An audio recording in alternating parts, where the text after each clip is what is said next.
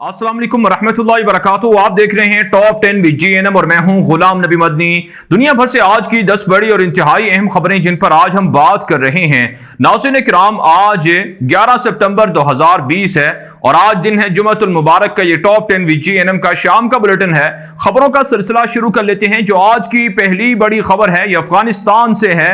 नाज़रीन किराम, बिल आखिर अशरफ गनी की हुकूमत तालिबान के सामने झुक गई है और तालिबान के साथ मुज़ाकरात करने के लिए 21 रुकनी मुज़ाकराती कमेटी को काबुल से दोहा रवाना कर दिया गया है। आज जुमे के बाद काबुल इंतजामिया की मुज़ाकराती कमेटी रवाना हुई है, जिसके अंदर वजीर खारजा हनीफ अतमर और इसी तरह से वजीर दाखिला और दीगर वज़रा समेत अब्दुल्ला भी शामिल हैं।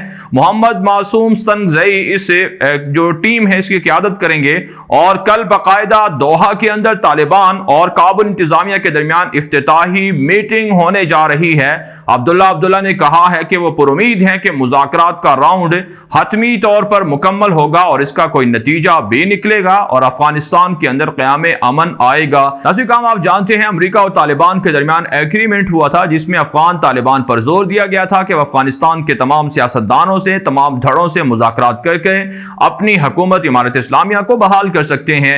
इसके अलावा नाज़रीन, अफगानिस्तान के अंदर काबुल इंतजामिया के इस किरदार को सराहा जा रहा है कि वो तालिबान के साथ मुज़ाकरात करके मामलात को फाइनल कर रही है। जबकि आज तालिबान और काबुल फौजों में झड़पों का सिलसिला भी जारी रहा है।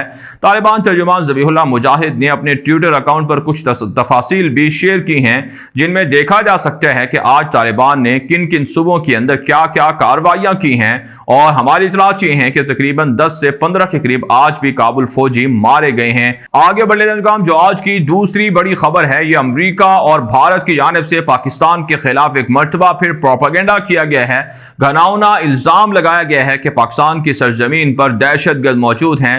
जिस तरह से 9/11 के जरिए से अमेरिका को टारगेट किया गया, मुंबई हमलों के जरिए से भारत को निशाना बनाया गया, इसी तरह से पाकिस्तान को बावर कराना होगा कि उनकी सरजमीन पर कोई भी दहशतगर्द मौजूद नहीं है।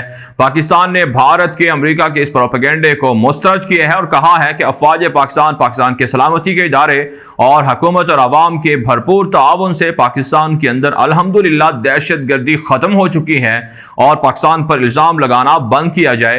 साथ साथ नाज़रीन, दुनिया भर के अंदर आज 9/11 की बरसी मनाई जा रही है, जिसमें अमेरिका की जानिब से एक मरतबा फिर मुसलमानों के खिलाफ नफरत अंगेज रवैये का इजहार किया गया और मुसलमानों को दहशतगर्द और इस्लाम को रेडिकल इस्लाम के नाम से याद किया गया, जिस पर मुसलमानों ने अमेरिका की मजम्मत की है। कल हमने आपको बताया था कि बदनाम जमाना जंग के अंदर अमेरिका ने $6.5 ट्रिलियन फूंक दिए और तकरीबन 4 करोड़ से ज्यादा लोगों को मार दिया, जख्मी कर दिया, हिजरत पर मजबूर कर दिया।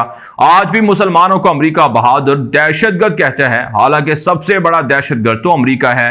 आगे बढ़ने का जो आज की तीसरी बड़ी खबर है ये चीन और भारत के दरमियान जंग और तनाज़े के हवाले से है। नाज़रीन, भारतीय वज़ीर दिफा राजनाथ सिंह की जो मुसल्लह अफ़वाज के सरबराहान हैं उनके साथ एक इंतहाई आला सतही मीटिंग हुई है भारत के अंदर और इसमें फ़िज़ाइया को हाई अलर्ट कर दिया गया है। बाकायदा चीन और भारत के बॉर्डर पर फ़िज़ाइया के जंगी जहाज मशकें और पेट्रोलिंग भी कर रहे हैं। साथ साथ इतलात ये हैं कि मास्को के अंदर चीनी वजीर खारजा से जो भारतीय वजीर खारजा की मुलाकात हुई है उसमें 5 पॉइंट्स पर इत्तिफाक कर लिया गया है। अब चाइना और भारत अपनी फौजों को पीछे हटाएंगे और तनाज़े को हल करेंगे। इसके अलावा नाज़रीन, इतलात मौसूल हो रही हैं कि भारत की अपोजिशन ने इल्जाम लगाया है कि मोदी हुकूमत ने चीन के हाथों भारत को फरोख्त कर दिया है और भारतीय सरजमीन चाइना कंट्रोल कर रहा है, कब्जा कर रहा है। आगे बढ़े जो आज की चौथी बड़ी खबर है ये मकबूजा कश्मीर से है। नाज़रीन, मकबूजा कश्मीर के अंदर एक कश्मीरी नौजवान की लाश आज बरामद हुई है। 4 दिन पहले उन्हें अगवा किया गया था। सर्च ऑपरेशन के नाम पर आज भी कुपवाड़ा से 2 कश्मीरी नौजवानों को गिरफ्तार कर लिया गया है। निहत्ते कश्मीरियों पर जुल्म करके सर्च ऑपरेशन के नाम पर उन्हें गिरफ्तार किया जाता है, फिर उन्हें शहीद करके फेंक दिया जाता है। यह भारत की सबसे बड़ी दहशतगर्दी है जिस पर दुनिया नोटिस नहीं लेती है। इसके अलावा इतलात ये हैं कि मकबूजा कश्मीर के अंदर कश्मीरियों ने कल्चर को, सकाफत और जुबान को तब्दील करने की मुहिम को रद्द कर दिया है और उर्दू जुबान को सरकारी दर्जे की हैसियत से बहाल करने का मुतालबा जोर पकड़ता जा रहा है। साथ साथ नाज़रीन, इतलात ये हैं कि भारत के अंदर हिंदू मंदिरों की चोरियां बढ़ती जा रही हैं رام مندر کے بعد دیگر کئی شہروں کے اندر مندروں کو بھی لوٹا جا رہا ہے، چڑھاوے کے مال کو بھی لوٹ کر چوری کر کے لوگ لے کر جا رہے ہیں۔ یہی وجہ ہے بھارت دنیا کے اندر کرائم میں سب سے آگے ہے، اور مودی کے آنے کے بعد بھارت کے اندر تباہی اور بربادی اور زیادہ آئی ہے۔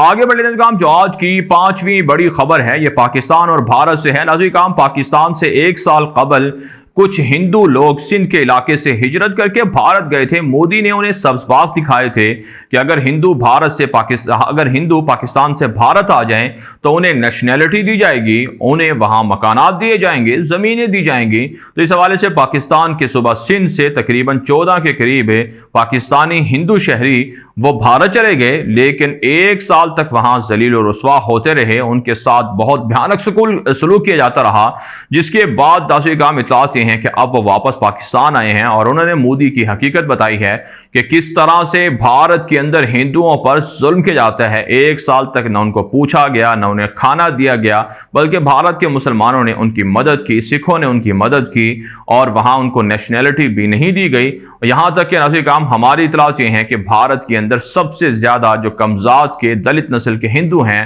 ان پر روزانہ کی بنیاد پر تشدد کیا جا رہا ہے۔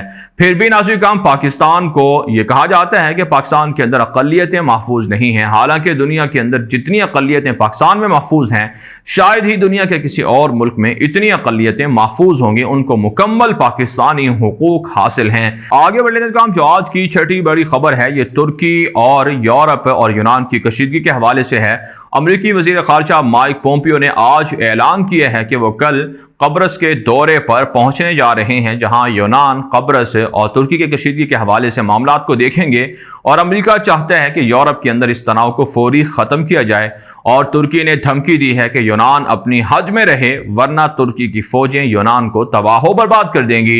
اس کے علاوہ اطلاعات یہ ہیں کہ لیبیا کے اندر ترک فوجوں کا آپریشن کامیابی سے باغی حفتر کے جنگجوؤں کے خلاف جاری ہے۔ بنغازی کے اندر آج وہاں لیبی عوام نے بڑے پیمانے پر احتجاجی مظاہرہ کیا ہے کہ باغی حفتر کے جنگجوؤں کی وجہ سے وہاں ان کی معاشی حالات انتہائی خراب ہو چکے ہیں۔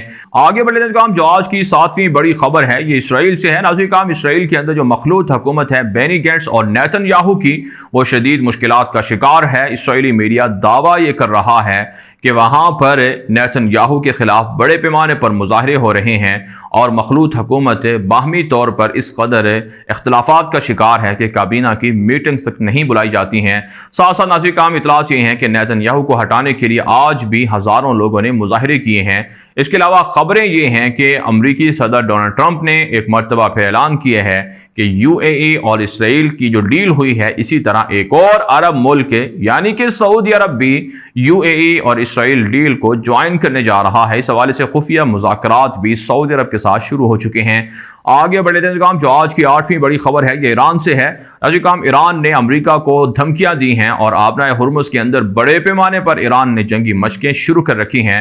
ایرانی وزیر خارجہ جواد ظریف نے کہا ہے کہ یورپ پر لازم ہے کہ وہ امریکہ کی معاشی دہشت گردی کا مقابلہ کرے اور ایران سے پابندیاں ہٹائے۔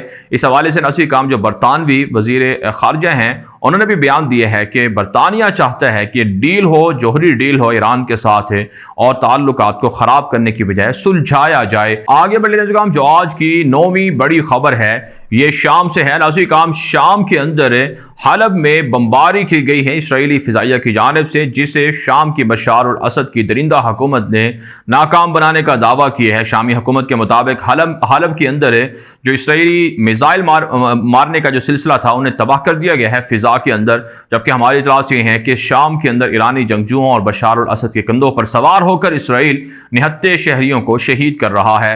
ساتھ ساتھ ناظرین عراق سے خبر یہ ہے کہ آج پھر بغداد کے اندر امریکی فوجی اڈوں پر حملہ کیا گیا ہے، راکٹ فائر کیے گئے ہیں، جس سے کوئی جانی نقصان تو نہیں ہوا، لیکن مسلسل امریکی افواج پر دستوں پر حملے ہو رہے ہیں، اور امریکی فوج عراق سے نکل کر شام کا رخ کر رہی ہے تاکہ ترکی کے خلاف عالمگیر جنگ کے اندر حصہ لیا جائے۔